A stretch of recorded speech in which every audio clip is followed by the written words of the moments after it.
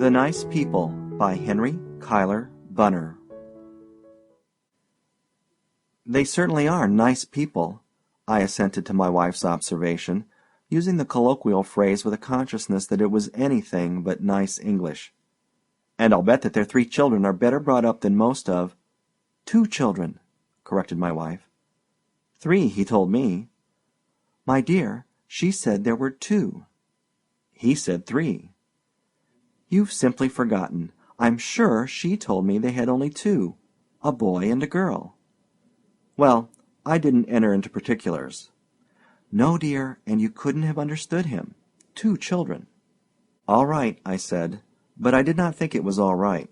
As a nearsighted man learns by enforced observation to recognize persons at a distance when the face is not visible to the normal eye, so the man with a bad memory learns, almost unconsciously, to listen carefully and report accurately.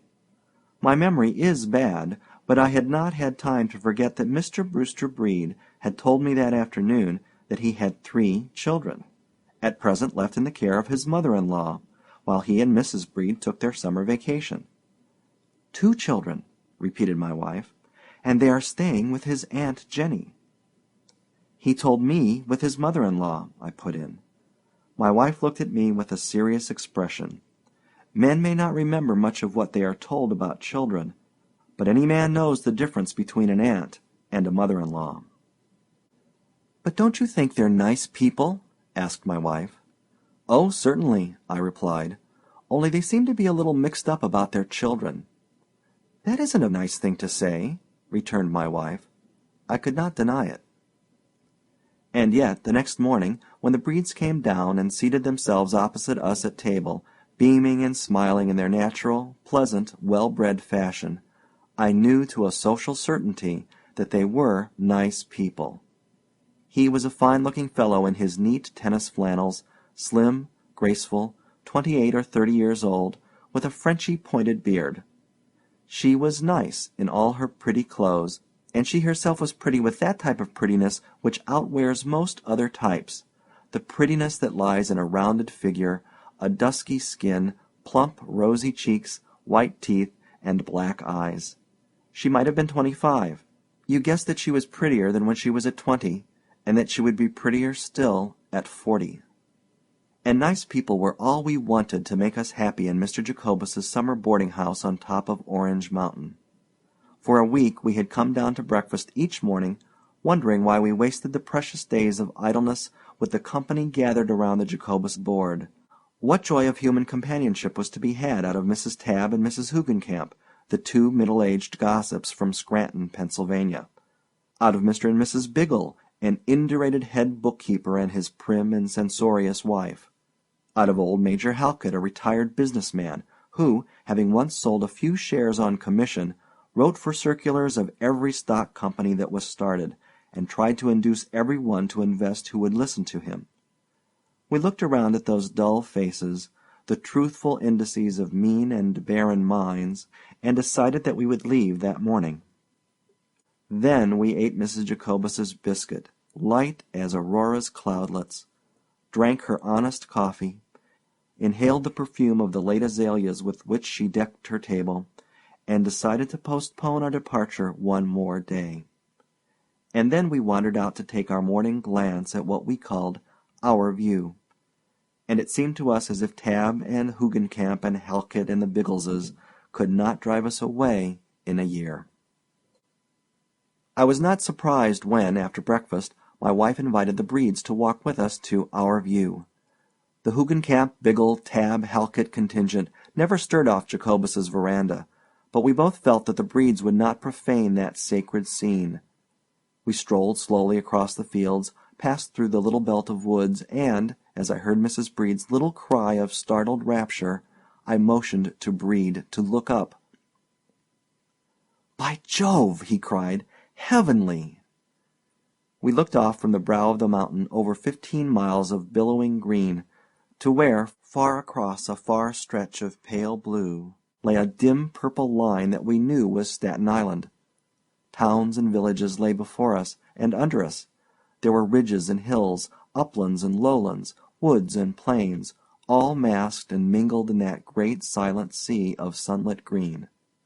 For silent it was to us, standing in the silence of a high place, silent with a Sunday stillness that made us listen, without taking thought, for the sound of bells coming up from the spires that rose above the tree-tops that lay as far beneath us as the light clouds were above us, that dropped great shadows upon our heads and faint specks of shade upon the broad sweep of land at the mountain's foot. "And so is that your view?" asked Mrs. Brede, after a moment. "You are very generous to make it ours, too." Then we lay down on the grass, and Brede began to talk, in a gentle voice, as if he felt the influence of the place. He had paddled a canoe in his earlier days, he said, and he knew every river and creek in that vast stretch of landscape. He found his landmarks and pointed out to us where the Passaic and the Hackensack flowed, invisible to us, hidden behind great ridges that in our sight were but combings of the green waves upon which we looked down. And yet, on the further side of those broad ridges and rises were scores of villages, a little world of country life lying unseen under our eyes. "A good deal like looking at humanity," he said. "There is such a thing as getting so far above our fellow men that we see only one side of them." Ah, how much better was this sort of talk than the chatter and gossip of the Tab and the Hugenkamp, than the Major's dissertations upon his everlasting circulars! My wife and I exchanged glances. "Now, when I went up the Matterhorn," Mr. Brede began. "Why, dear," interrupted his wife, "I didn't know you ever went up the Matterhorn." It was 5 years ago," said Mr. Brede hurriedly. I didn't tell you. When I was on the other side, you know, it was rather dangerous. Well, as I was saying, it didn't look at all like this." A cloud floated overhead, throwing its great shadow over the field where we lay. The shadow passed over the mountain's brow and reappeared far below, a rapidly decreasing blot, flying eastward over the golden green. My wife and I exchanged glances once more. Somehow the shadow lingered over us all. As we went home, the Bredes went side by side along the narrow path, and my wife and I walked together. "Should you think," she asked me, "that a man would climb the Matterhorn the very first year he was married?" "I don't know, my dear," I answered evasively. "This isn't the first year I have been married, not by a good many, and I wouldn't climb it for a farm." "You know what I mean," she said. I did. When we reached the boarding-house, Mr. Jacobus took me aside. "You know," he began his discourse, "my wife, she used to live in New York." I didn't know, but I said, "Yes."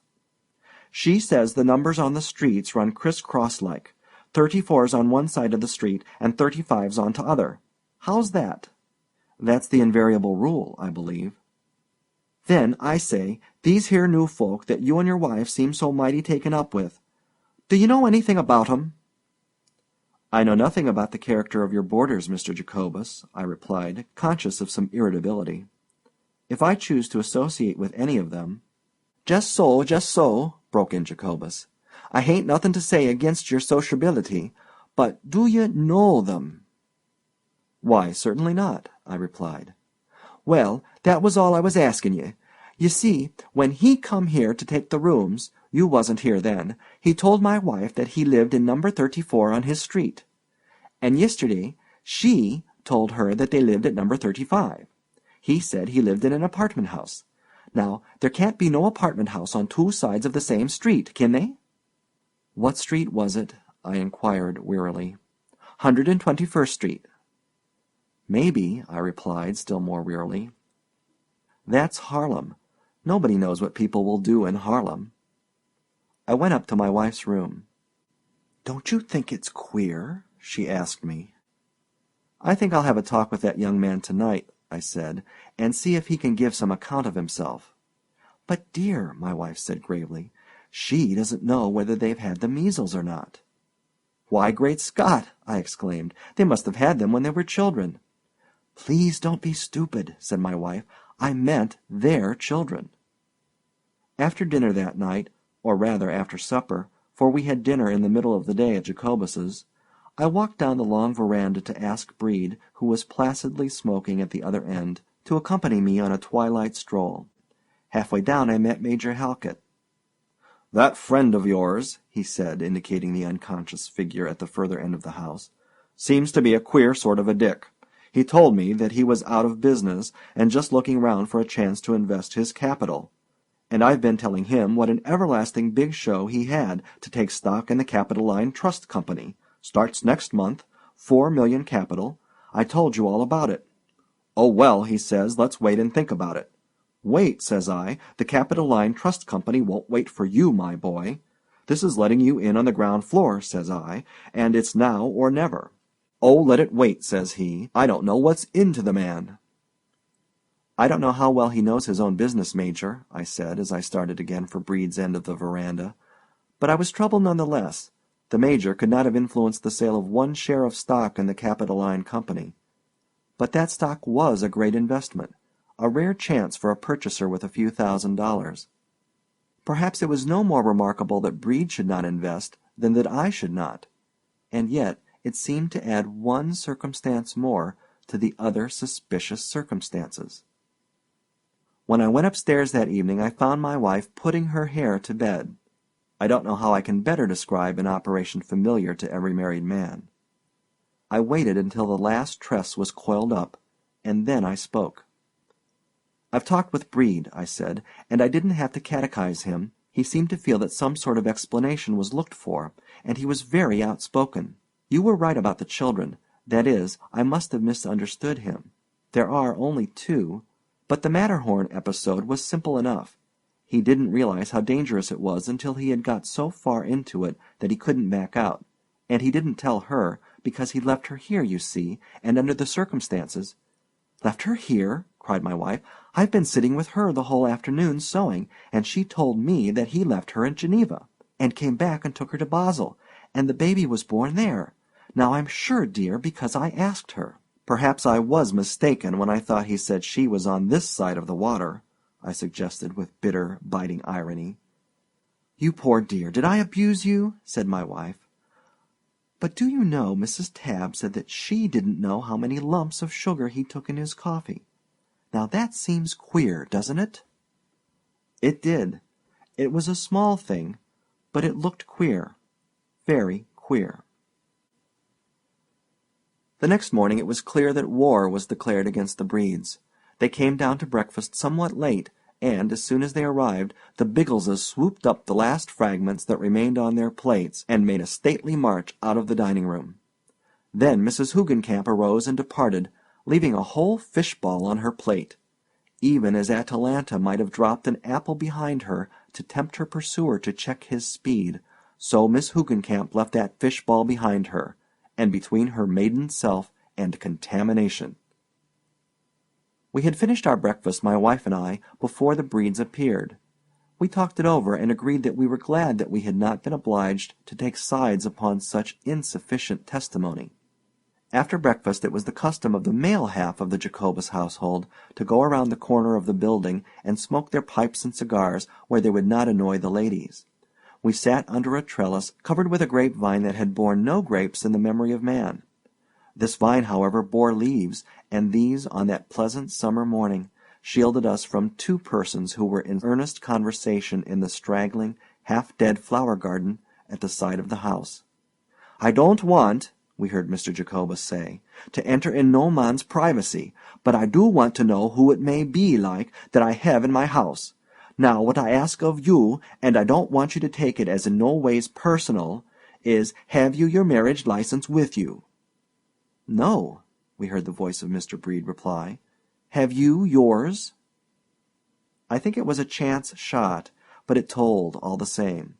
The Major, he was a widower, and Mr. Biggle and I looked at each other, and Mr. Jacobus on the other side of the grape trellis looked at, I don't know what, and was as silent as we were. Where is your marriage license, married reader? Do you know? 4 men, not including Mr. Brede, stood or sat on one side or the other of that grape trellis, and not one of them knew where his marriage license was. Each of us had had one. The Major had had 3. But where were they? Where is yours? tucked in your best man's pocket, deposited in his desk, or washed to a pulp in his white waistcoat, if white waistcoats be the fashion of the hour, washed out of existence? Can you tell where it is? Can you? Unless you are one of those people who frame that interesting document and hang it upon their drawing-room walls? Mr. Brede's voice arose after an awful stillness of what seemed like 5 minutes, and was probably 30 seconds. "Mr. Jacobus, will you make out your bill at once and let me pay it? I shall leave by the 6 o'clock train, and will you also send the wagon for my trunks?" "I ain't said I wanted to have you leave," began Mr. Jacobus, but Brede cut him short. "Bring me your bill." "But," remonstrated Jacobus, "if you ain't—" "Bring me your bill," said Mr. Brede. My wife and I went out for our morning's walk. But it seemed to us, when we looked at our view, as if we could only see those invisible villages of which Brede had told us, that other side of the ridges and rises of which we catch no glimpse from lofty hills or from the heights of human self-esteem. We meant to stay out until the Bredes had taken their departure, but we returned just in time to see Pete, the Jacobus darky, the blacker of boots, the brasher of coats, the general handyman of the house, loading the Brede trunks on the Jacobus wagon. And as we stepped upon the veranda, down came Mrs. Brede, leaning on Mr. Brede's arm, as though she were ill, and it was clear that she had been crying. There were heavy rings about her pretty black eyes. My wife took a step toward her. "Look at that dress, dear," she whispered. "She never thought anything like this was going to happen when she put that on." It was a pretty, delicate, dainty dress, a graceful, narrow-striped affair. Her hat was trimmed with a narrow-striped silk of the same colors, maroon and white, and in her hand she held a parasol that matched her dress. "She's had a new dress on twice a day," said my wife, "but that's the prettiest yet. Oh, somehow, I'm awfully sorry they're going." But going they were. They moved toward the steps. Mrs. Brede looked toward my wife, and my wife moved toward Mrs. Brede. But the ostracized woman, as though she felt the deep humiliation of her position, turned sharply away and opened her parasol to shield her eyes from the sun. A shower of rice, a half-pound shower of rice, fell down over her pretty hat and her pretty dress, and fell in a spattering circle on the floor, outlining her skirts, and there it lay in a broad, uneven band, bright in the morning sun. Mrs. Brede was in my wife's arms, sobbing as if her young heart would break. "Oh, you poor, dear, silly children," my wife cried as Mrs. Brede sobbed on her shoulder. "Why didn't you tell us?" We didn't want to be taken for a bridal couple," sobbed Mrs. Brede, "and we didn't dream what awful lies we'd have to tell, and all the awful mixed-upness of it. Oh, dear, dear, dear." "Pete," commanded Mr. Jacobus, "put back them trunks. These folks stays here as long as they wants to.